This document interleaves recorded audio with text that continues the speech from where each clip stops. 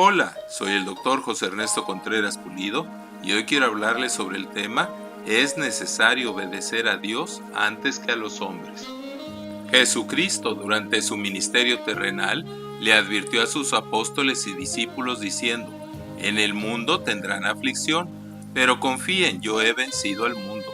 Les echarán mano y los perseguirán y los entregarán a las sinagogas y a las cárceles y serán llevados ante reyes y ante gobernadores por causa de mi nombre. Pero esto les será ocasión para dar testimonio.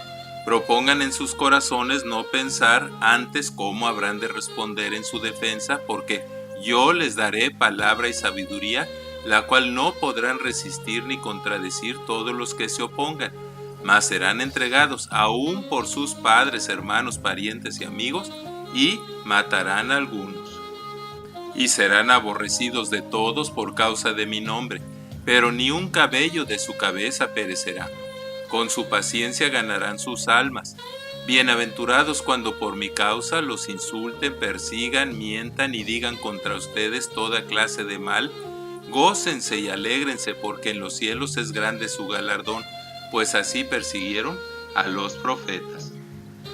También en las epístolas el Espíritu Santo dice: todos los que quieren vivir piadosamente en Cristo Jesús padecerán persecución. Sean sobrios y velen, porque su adversario el diablo, como león rugiente, anda alrededor buscando a quien devorar, al cual resistan firmes en la fe, sabiendo que lo mismo padecen todos sus hermanos alrededor del mundo. Pero es mi oración que el Dios de toda gracia, que en Cristo Jesús nos llamó a su gloria eterna, los perfeccione, afirme, fortalezca y establezca después de un breve sufrimiento. Que a Él sea dado el poder por los siglos de los siglos. Amén. El libro de los Hechos está lleno de ocasiones en que Satanás, sus demonios y sus siervos atacaron a los apóstoles y siervos de Cristo. Todo ello fue preámbulo de sangrientas persecuciones como las que Nerón y muchos más después de él levantaron por siglos contra el nombre de Jesucristo, sus discípulos y su iglesia. Por 3 siglos hasta Constantino, los circos romanos, las cárceles, las cruces y las jaulas de las fieras muchas veces se tiñeron con la sangre de los hijos de Dios. Y aún después de ellos y hasta nuestros tiempos, no ha dejado de acumularse el número de mártires que han caído torturados, quemados, apedreados, ahorcados y asesinados por causa del Evangelio. En Hechos se relatan ocasiones en que el sumo sacerdote con el jefe de la guardia, llenos de celos y enfurecidos, queriendo matarlos, los encarcelaron.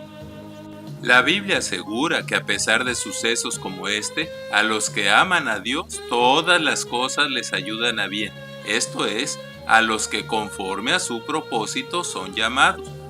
Pero no es raro que en ocasiones sea difícil apreciar en qué le ayuda bien a la iglesia una tragedia como cuando se asesina vilmente o muere trágicamente un siervo útil y ejemplar de Dios. O cuando se muere una madre que deja huérfanos a 6 hijos, o se pierde una propiedad u organización cristiana que era de gran bendición a la comunidad. Es entonces cuando Dios nos recuerda su sentencia que dice: como son más altos los cielos que la tierra, así son mis caminos y mis pensamientos más altos que sus pensamientos. Ante la tentación de pecar dudando de la sabiduría de Dios, al igual que cuando Pablo cuestionaba al Señor de la utilidad o provecho que pudiera tener el aguijón que le fue dado en su carne, quizás una afección de los ojos, hoy el omnisciente y sabio Dios vuelve a contestarnos: bástate mi gracia, porque mi poder se perfecciona en la debilidad.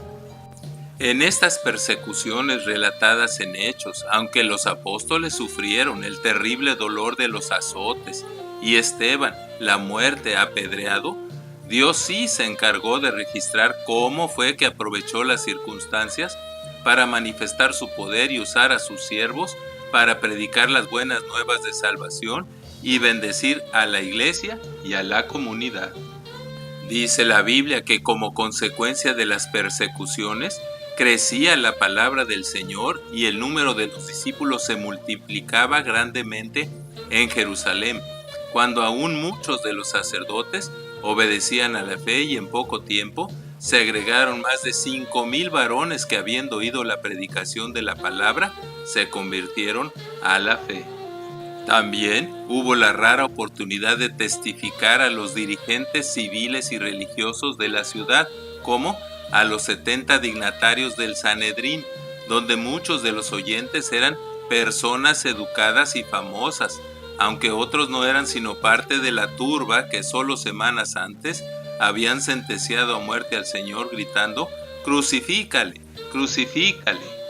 Pedro los enfrenta a todos lleno de valor y sabiduría de lo alto, y dice el relato que cuando se reunieron en Jerusalén los gobernantes, los ancianos, los escribas, el sumo sacerdote Anás y Caifás, Juan y Alejandro y los de la familia de los sumos sacerdotes, les preguntaron: ¿con qué autoridad o en qué nombre han hecho esto?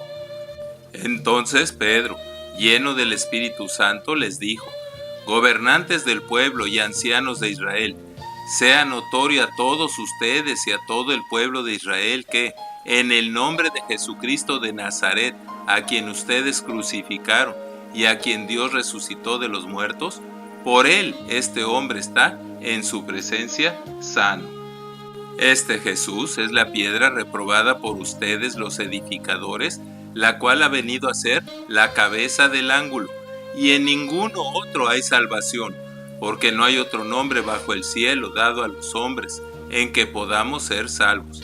Entonces se maravillaban viendo el denuedo de Pedro y de Juan, sabiendo que eran hombres sin letras y del vulgo.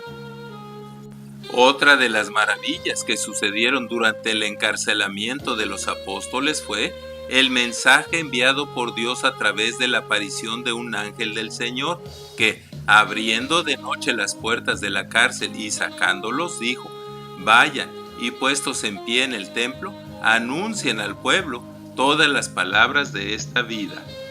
Así, cuando llegaron los alguaciles y no los hallaron en la cárcel, entonces volvieron y dieron aviso diciendo: por cierto, la cárcel hemos hallado cerrada con toda seguridad y los guardias afuera de pie ante las puertas, mas cuando abrimos, a nadie hallamos dentro. La Escritura dice que esto trajo otra hermosa oportunidad de predicar el Evangelio. Pues los apóstoles, obedientes y armados de nuevo valor, habiendo oído esto, entraron de mañana en el templo y enseñaban. Además, luego los presentaron en el concilio, y el sumo sacerdote les preguntó diciendo: ¿no les mandamos estrictamente que no enseñaran en ese nombre? Y ahora han llenado toda Jerusalén de su doctrina. Y llamándolos, les intimaron a que en ninguna manera hablaran ni enseñaran en el nombre de Jesús. Mas Pedro y Juan respondieron diciéndoles: juzguen si es justo delante de Dios obedecerles a ustedes antes que a Dios, porque no podemos dejar de decir lo que hemos visto y oído. Es pues necesario obedecer a Dios antes que a los hombres. Luego, después de azotarlos, les intimaron que no hablaran en el nombre de Jesús y los pusieron en libertad. Pero ellos nuevamente salieron gozosos de haber sido tenidos por dignos de padecer afrenta por causa del nombre de Jesús, y todos los días en el templo y por las casas no cesaban de enseñar y predicar a Jesucristo. Por último, también como consecuencia de estos sucesos, levantándose en el concilio un fariseo llamado Gamaliel, doctor de la ley, venerado de todo el pueblo, dijo: apártense de estos hombres y déjenlos, porque si este consejo o esta obra es de los hombres, se desvanecerá, mas si es de Dios, no la podrán destruir, no sean hallados luchando contra Dios. Es mi oración que Dios nos conceda la fe, sabiduría y paciencia, para que en medio de las tribulaciones, las persecuciones y la incertidumbre sobre las consecuencias, tratemos de concentrarnos en saber y obedecer la voluntad de Dios, y corramos con paciencia la carrera que tenemos por delante, puestos los ojos en Jesús más que en los problemas y peligros. Amén. Muchas gracias por su atención, y es mi oración que Dios les siga bendiciendo ricamente. Así sea.